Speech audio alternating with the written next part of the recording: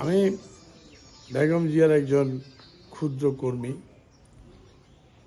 আমার কৈশোর থেকে আমি বেগম জিয়াকে পেয়েছি এবং তার আগে জিয়াউর রহমান সাহেবের সাথেও আমি কাজ করার সুযোগ পেয়েছি।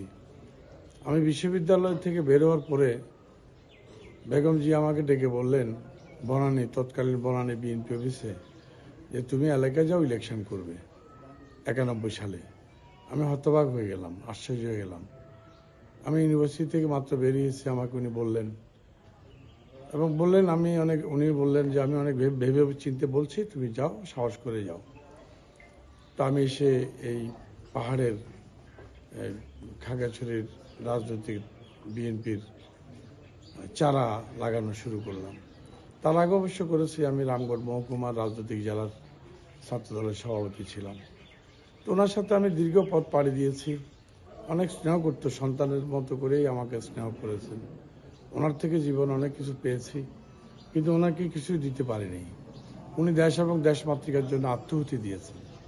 উনি একটু আপোষ করলেই কিন্তু জীবন রক্ষা পেতেন, কিন্তু তিনি স্বৈরাচার ফ্যাসিস্টের সাথে আপোষ করেননি। বিনা দোষে উনি জেল খেটেছেন। সেই জেলে ওনাকে স্লো পয়জনাস করা হয়েছে। যে স্লো পয়জনাস, যে বিষ প্রয়োগের কারণে আজকে ওনার মৃত্যু হলো, এই মৃত্যু আমরা মেনে নিতে পারছি না। তিনি একটি সংগ্রামী নেত্রী বা আপোষী নেত্রী হিসেবে ওনার প্রকাশ এবং সেটা বাস্তবও তিনি রূপ দিয়েছেন। তিনি এরশাদের সাথে আপোষ করেননি, কিন্তু 8 দলীয় জোটের নেত্রী শেখ হাসিনা কিন্তু আপোষ করে ওই আন্দোলন থেকে সরে গিয়ে এরশাদের সাথে আপোষ করে চলে গেছিল।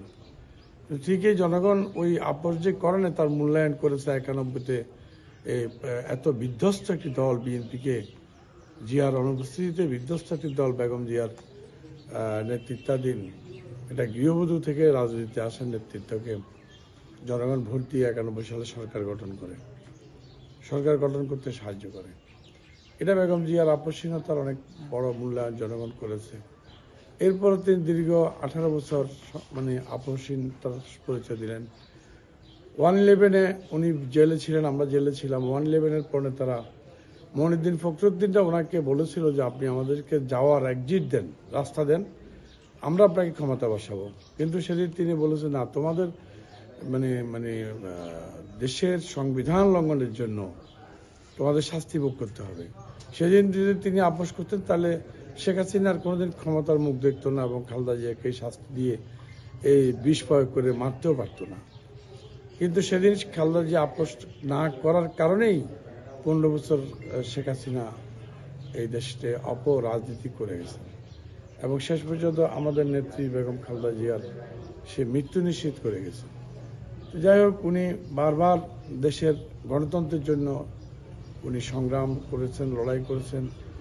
তিনি শুধু বাংলাদেশ না, সারা বিশ্বে একটা অবিস্মরণীয় নেত্রী হিসাবে বিবেচিত হয়েছেন। তিনি সারা বিশ্বের দ্বিতীয় প্রধান নারী প্রধানমন্ত্রী, মহিলা অর্থাৎ নারী প্রধানমন্ত্রী ছিলেন। তিনি বাংলাদেশের প্রথম নারী প্রধানমন্ত্রী।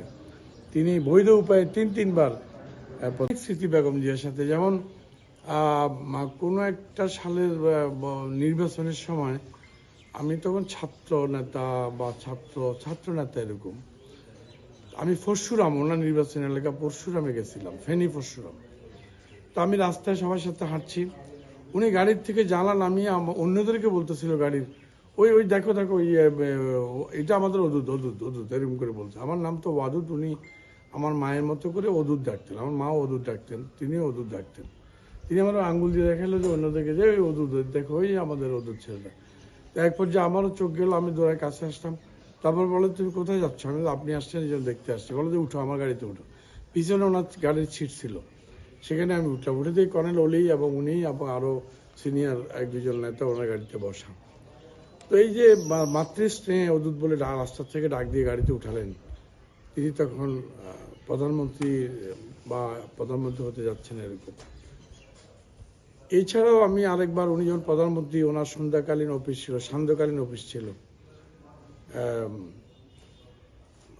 সুগন্ধায়, ঢাকার সুগন্ধা, ওনার সান্ধ্যকালীন অফিস সুগন্ধা অতিথি ভবন, সেটা হলো ইয়েতে আর কি, পার্কে, ওই যে কি পার্ক বলে এটাকে,